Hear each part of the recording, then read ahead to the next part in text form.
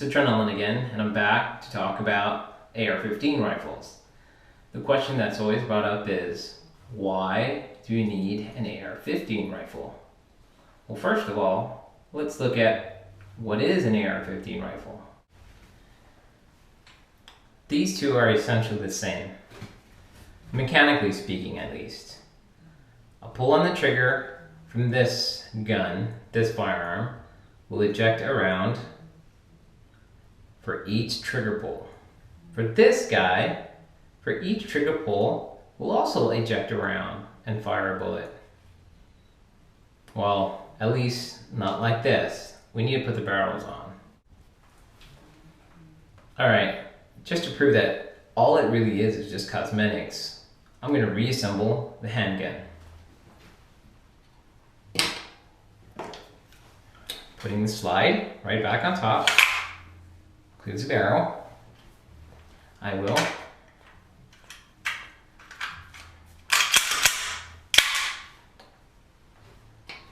empty magazine, unloaded gun. Now we have a full firearm, fully assembled. This is a handgun.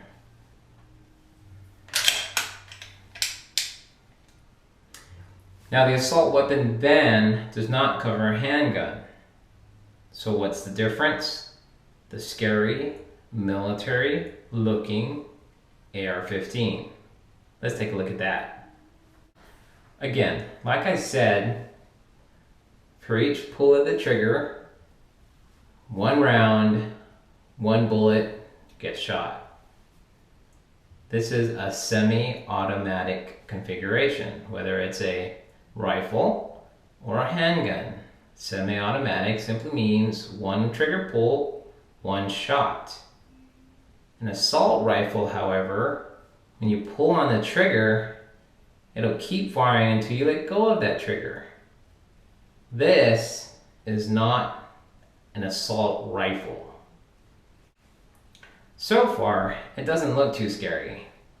It's just a lower.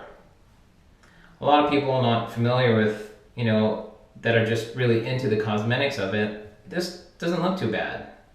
Here's where we make it scary.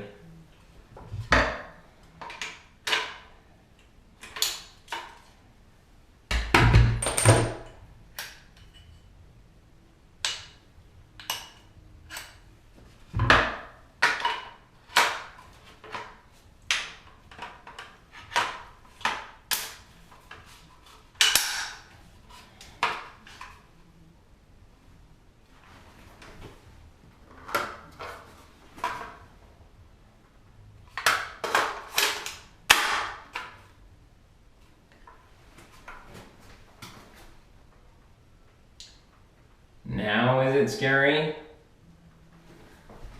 It essentially is the same thing that I said before. And all we did is put the upper on.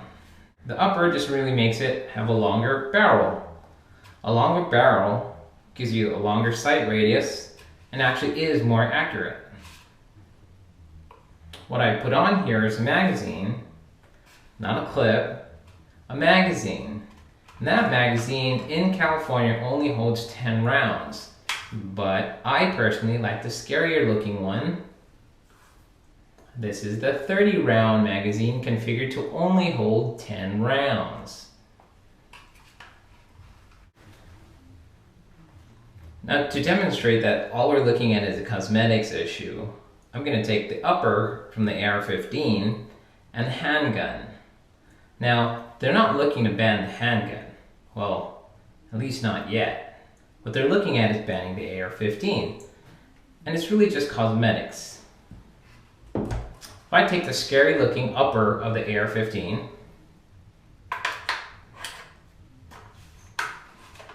let's see if we can get it like this.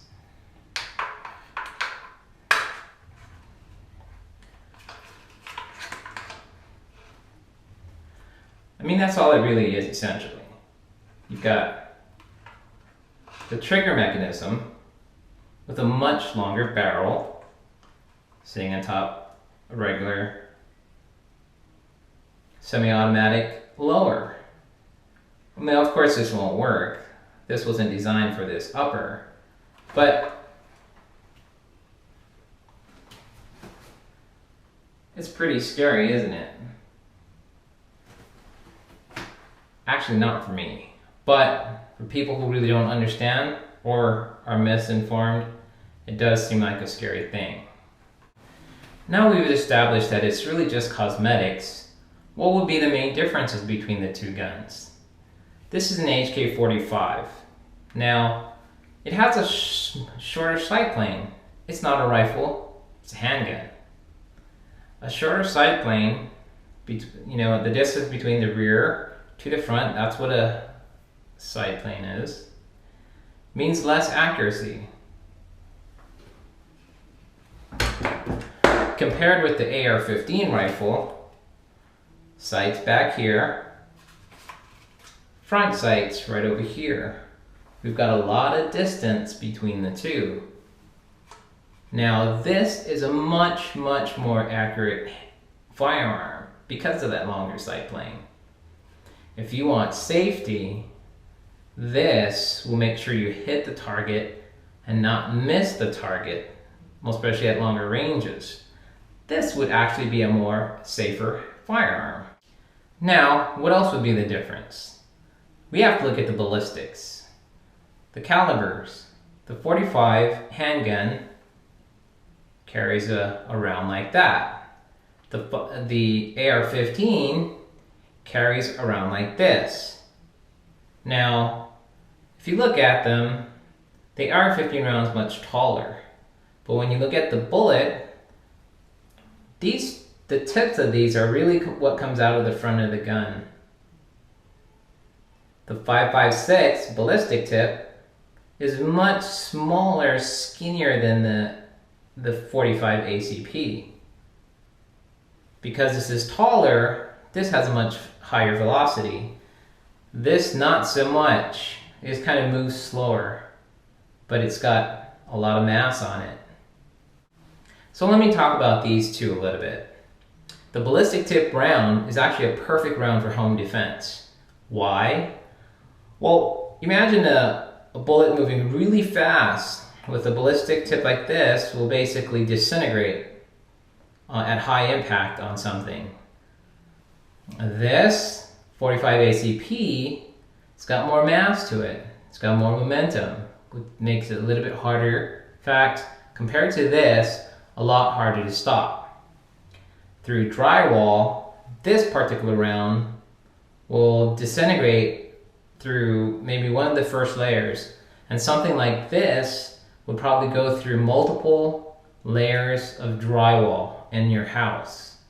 So if you miss with this, it's a lot more dangerous if you have other people in your house.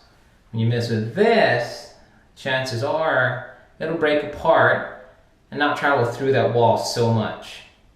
So now, AR-15, looking like a much better gun because it's, number one, more accurate, and number two, not as damaging through the house or penetrating your house walls.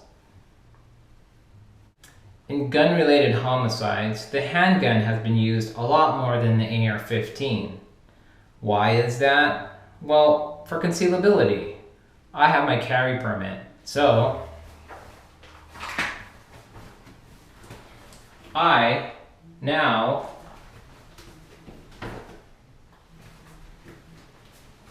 have a concealed weapon on my person.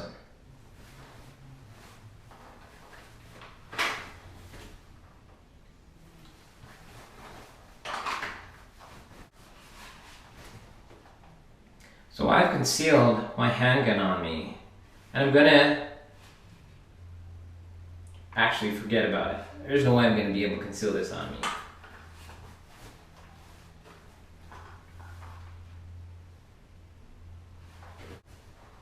Now I don't care if you want to carry a taser, and I don't really care if you want to do pepper spray, or even want to take all the martial arts classes in the world and go Bruce Lee on somebody. Personally, I choose a handgun. That's the way I want to defend myself. And at home, I think the AR-15 is a better choice. Now, all I'm asking is that you give me the freedom to choose how I want to defend myself and my home.